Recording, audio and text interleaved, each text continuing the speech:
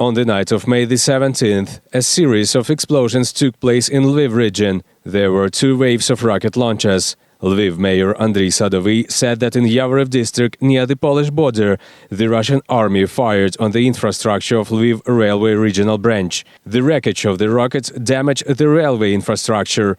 Windows were blown out in the surrounding houses. No injuries or death were reported. Also, air defense forces, which destroyed 3 cruise missiles, worked, the Command of Air Forces of the Armed Forces of Ukraine reports. There is information that Lviv region was attacked from the southeastern direction by naval-based cruise missiles. According to Lviv Mayor Andriy Sadovy, by the number of missiles, it has been the largest attack on Lviv region during the war. This morning, the Russian military launched missile strikes on the village of Desna in Chernihiv region. The shelling took place at about 5 a.m. 4 missiles were fired from the aircraft, 2 of which hit the buildings. Preliminarily, we have the dead and many wounded. There will be more detailed information later. The SES later reported that due to the strike, 8 people had been killed and 12 injured. This morning, a missile strike was fired on Okhtyrka.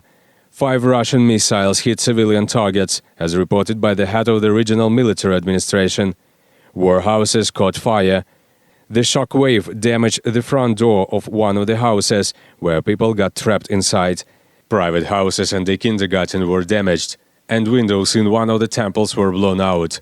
So far, it is known about 5 injured people.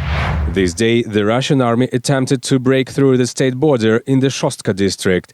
This was announced by the head of the Sumy OVA. The enemy opened fire with mortars, grenade launchers, machine guns and submachine guns. Under cover of fire, sabotage and reconnaissance groups of Russians tried to enter the region, which they managed to push back beyond the state border with Ukraine. 1 Ukrainian bodyguard was killed in the battle.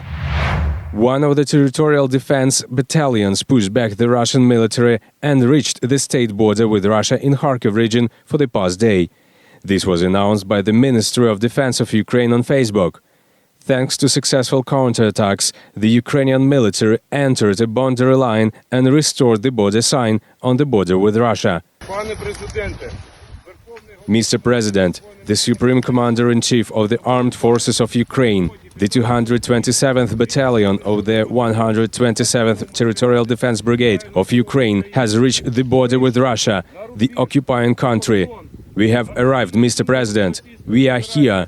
Here is a border guard with us. We are giving him a sign that is behind us. The President of Ukraine, Volodymyr Zelensky, reacted to the news from the defenders.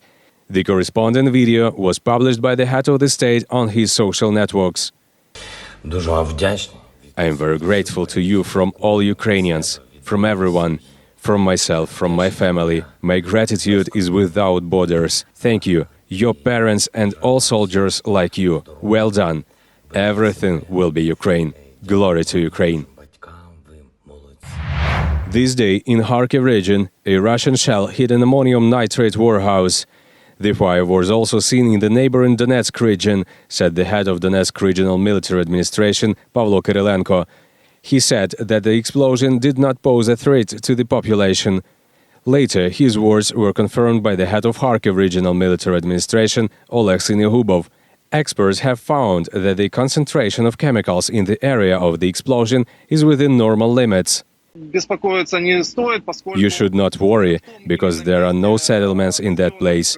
And according to the SES, this explosion and the substance that is there in the air do not pose a threat to the local population. The Russian army continues to shell Luhansk region. Lysychansk, Severodonetsk and Popasna community came under fire this day. According to the head of the regional military administration, at least 10 people were killed and 3 were injured.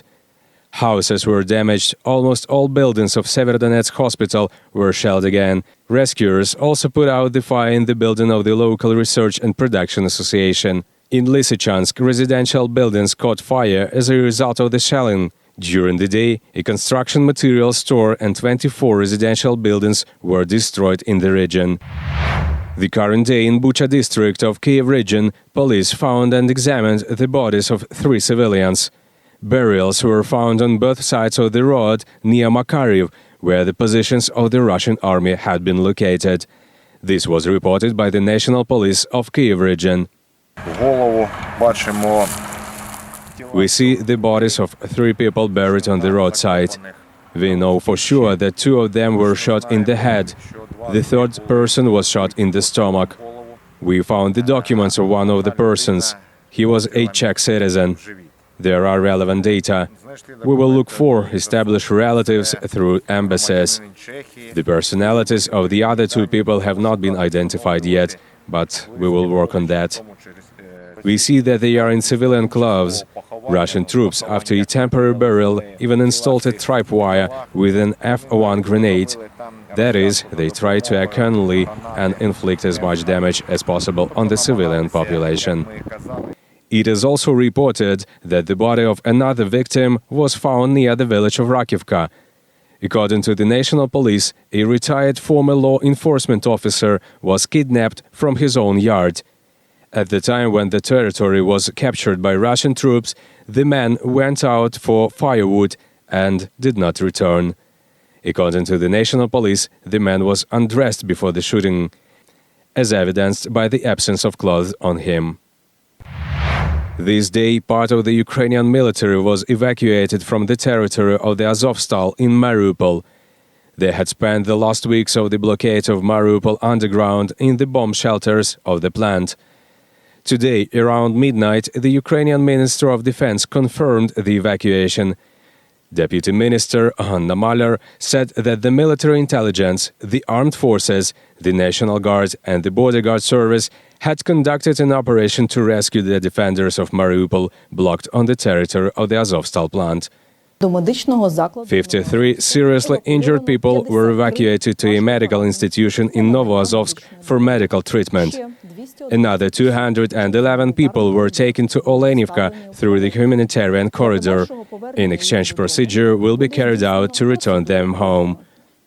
President Volodymyr Zelensky, in turn, said that work on the evacuation of Ukrainian military from Mariupol will continue. I want to emphasize that Ukraine needs Ukrainian heroes alive. This is our principle. I think that every adequate person will understand these words. The operation to rescue the defenders of Mariupol was launched by our military and intelligence officers. To bring the men home, the work will continue, and this work requires delicacy and time.